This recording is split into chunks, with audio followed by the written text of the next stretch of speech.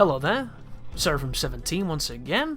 This is my ReCore video walkthrough. This is Mission 25, Eden Tower, Floor 4, and as you can see from the splash screen just here, it is level 20 something, I think it was 26, it's a little blurry on my monitor, and we have enough cores to do it, but we're not at a high enough level to do it. So this will be an interesting example of when you take on combat encounters when you are not leveled to them. They are by no means impossible, but they can be rather taxing. So let's get on with it, shall we? Today's been an interesting day as well. Ooh, I like the look of this one already. There's we listened to Victor doing his thing, and there's an audio file just in front of me. So you can hear her father talking more about the things that went down. This is a sequence of platforms with lasers coming over the top. The platform is going to move, and all you have to do is maintain your balance by jumping over the lasers. The only really hairy part of this is here, because it's tricky to see when they're going to start going, because you have almost no time to react to them. And my old man reflexes really shined just then, which was great.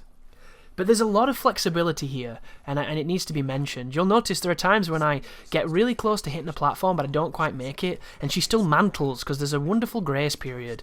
So the platforming in this game is really good. It really is. It has to be said that they've managed to achieve a great measure of both not being too difficult, but not being too easy as well. And it's just a shame the game doesn't really work towards its better qualities as we take on some really interesting looking enemies here. So you can see that they're in the 20s, so they are pretty tough, but it doesn't seem like they're that tough, does it? Because we're stunning them, we're hitting them, my teammates are doing really well. We're using the instant extract on the guys with the biggest life bars. It's all about just maximising your efficiency, and of course I am going to be using the big brawler guy whose name I've just... Is it Duncan? I think he's called Duncan. Really, really strong, really great for taking people down, really good for just being a menace. And I've only had him die once, which was out in the boondocks somewhere, so I think it was a rarity more than anything else. You'll also see here there is an environmental hazard that is swaying back and forth. I'm not too sure if it affects the enemies. It doesn't really affect us because it's quite easy to dodge. And Duncan makes such quick work of things at this point that we're just going to be demolishing things. And of course, if you and Duncan together can't get it done, swap between your buddies and do that extra transition attack that does a lot of damage. You're going to see me use it on one of the floors to great effect, I believe, because I had to replay the final floor again, and I'm not too sure if I'm going to edit it or if I'm going to give you the second run. Because if you've never seen one of my walkthroughs before and you're wondering what this is about, I like to have a measure of... I call it honesty, even though it's potentially not honesty. Some people would call it sloppiness or character. I suppose it depends on who you are. But when I record something, I generally have a strategy going in, and I generally have an idea of what I want to do. And when I get the victory run, unless it's something that was a dice roll that I have to test a few more times, as long as it's consistent and can be done again and wasn't just a fluke on my point, it's kept. And I like it to be the first successful run too, because if I do every run as a perfect run where I do it a few times until I get the one which makes it look like I'm playing on, you know, baby poo difficulty and nobody's even looking at me, all that will do is breed the mentality of people believing that I'm cheating. Because unfortunately we live in a world where it's much easier to blame other people and external factors than it is to turn the blame inwards.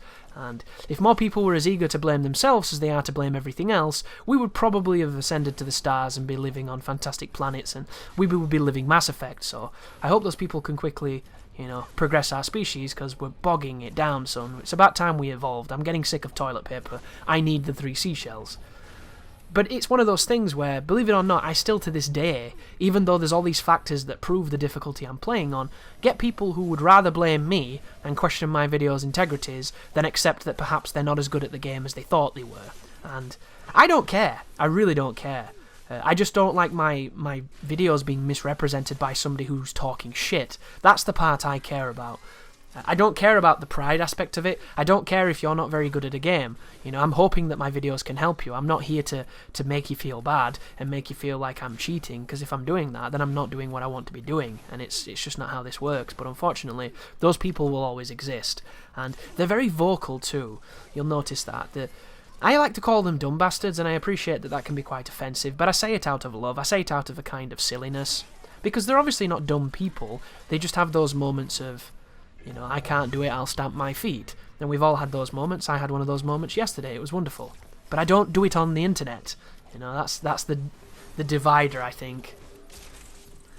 And it is nice to blame things, you know. I love blaming stuff. It's great. It's cathartic. I didn't do it. It was her, bitch. I hope she chokes. You know, I heard she was related to Hitler once. Like, it's fun, but when you're being serious, you know, you have to draw a line. And when it's not for theatre or for silliness, then it's kind of been like, dude, what are you doing? You're the one driving the car. You're the reason why it got smashed, because it wasn't the other driver. They were doing exactly what they meant to do. And it always comes back to the same thing, doesn't it, when I mention DSP in these videos, which some people find funny, other people don't like. You know, I was watching him play Banjo-Kazooie the other day, because he was playing banjo, which I thought was pretty funny. I started playing banjo, he started playing banjo. It's like, wow, we're like brothers. And he says this wonderful thing when he does something wrong. He jumped this way. He jumped. I love it. And I'm certain at times we've had moments where it feels like the character has omniscience. He's a sentient being. He's all-powerful, and he's fighting our controller. But for the most, if you jump in a direction, it's probably you who jumped in that direction. You can miss an input. You can accidentally jump in the wrong direction, or you can get a different kind of jump than you want. But it isn't him. It's not Banjo who's taking over. It's you, dude. You're controlling him. He doesn't move unless you move. You put the controller down, Banjo doesn't move. You know? We can't say he jumped, because he did jump, but you made him jump. You pulled his string. And I love the idea of every time, you know, he got hit. Why did he get hit? I was doing great. It's him. He's shit. I love that notion, you know? When you're playing a game. I didn't get shit. It was my character. He didn't touch me. It was my character being a shit. I did not get touched.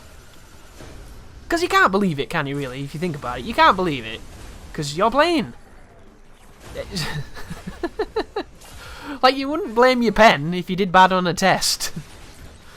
Because, oh, well, he wrote the questions. It was his fault. Like, unless you really have to compensate from some weird complex, you wouldn't blame the pen, I like to think. I mean, if you had to do it on a computer, you would blame the pen, because, of course, then you would not answer anything, because you would need a keyboard, but I just find it really strange. But I also find it kind of funny, which is really uplifting, too, as we move past another gauntlet fight.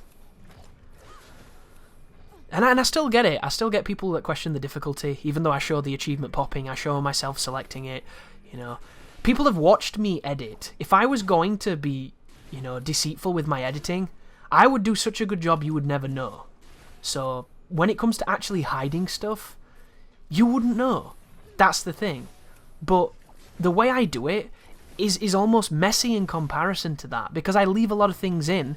If I was cheating and I was, you know, doing some kind of crazy subterfuge, I wouldn't leave them in.